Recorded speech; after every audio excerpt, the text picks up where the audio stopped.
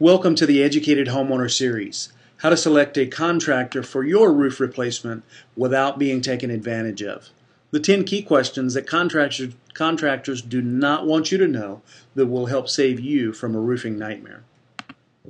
The keys to success with most things is knowing the right questions to ask from the very beginning.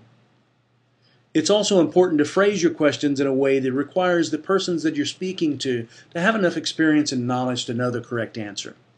We've created a series of questions that will help you quickly eliminate the contractors that do not possess the proper skills or knowledge.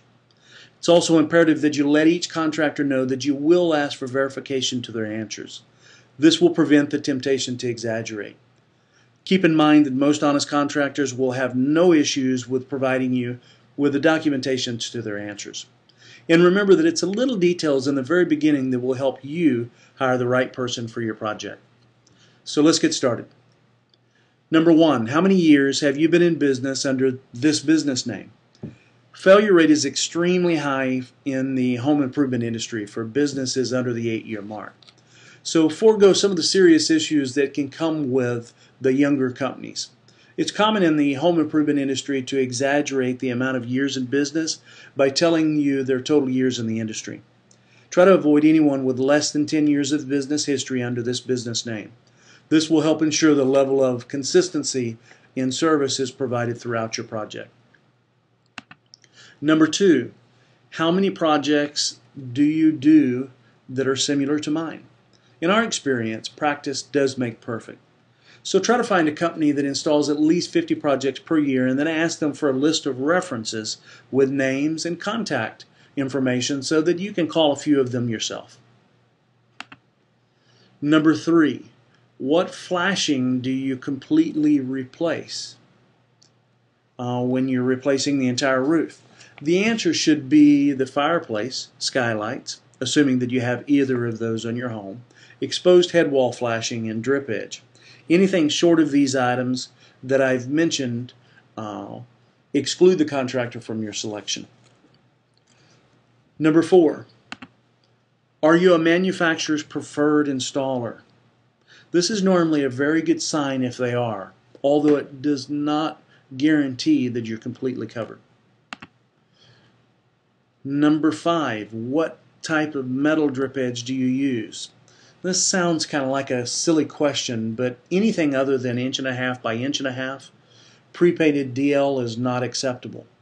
This question is key since many roofers tend to shortcut on the quality of the materials for the benefit of saving themselves money.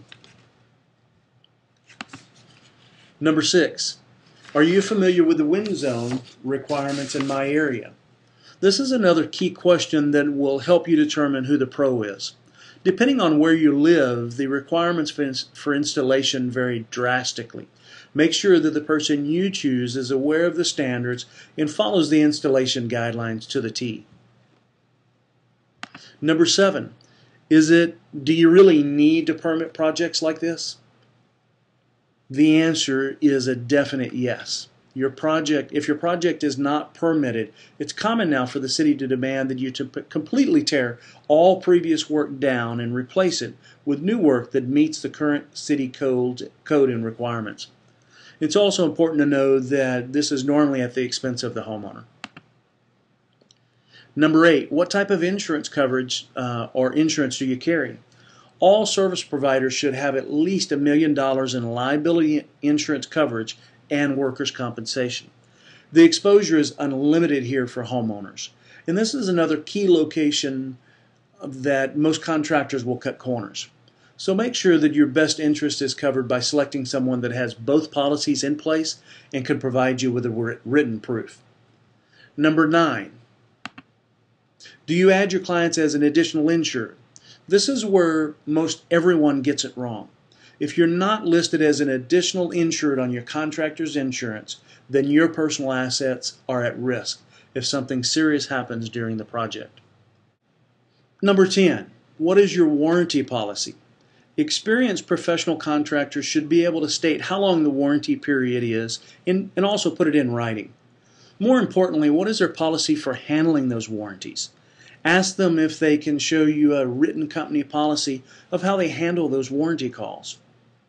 If so, this is another great indicator of a company that is well ran and geared towards long-term customer satisfaction.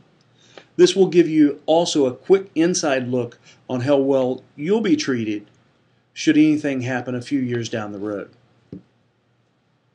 Take a moment and print out the handout below so that you're prepared to ask these questions to any contractor that you speak with for your project. This is Travis Jenkins wishing you good luck with your next project.